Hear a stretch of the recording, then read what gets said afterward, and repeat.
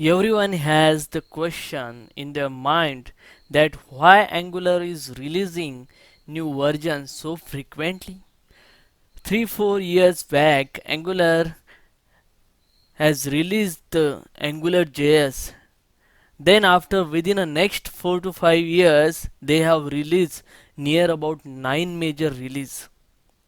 Trust me guys, if you are thinking that 4 years ago I had hands on Angular 2 and after that I didn't touch the Angular and now current version is 9, so I am out of the scope.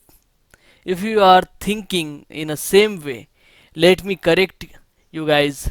These are only release number.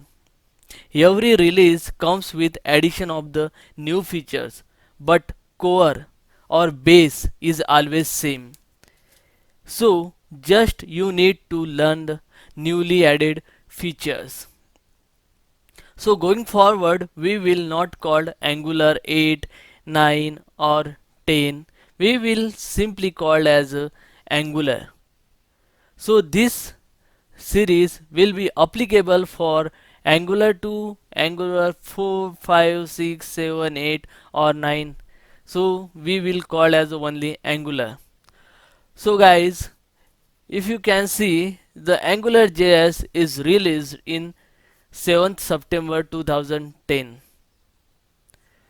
After that, next release was happened on 2016. But that release is a major release.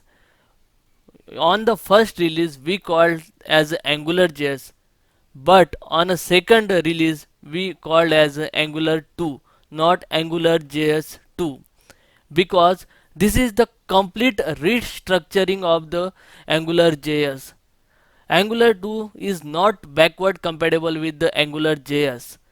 Angular 2 is the totally different than Angular JS. So they have renamed as Angular 2. And from the Angular 2 the till Angular 9 they have added only the new features. They have not changed or restructured the Angular functionality. So on the 2016 they have released the Angular 2, then they have skipped the release Angular 3, they have directly released the Angular 4, then after that 5, 6, 7 and 8. Now on the 6th of Feb 2020 they have released the Angular 9. So these are the various release happened till date for the Angular.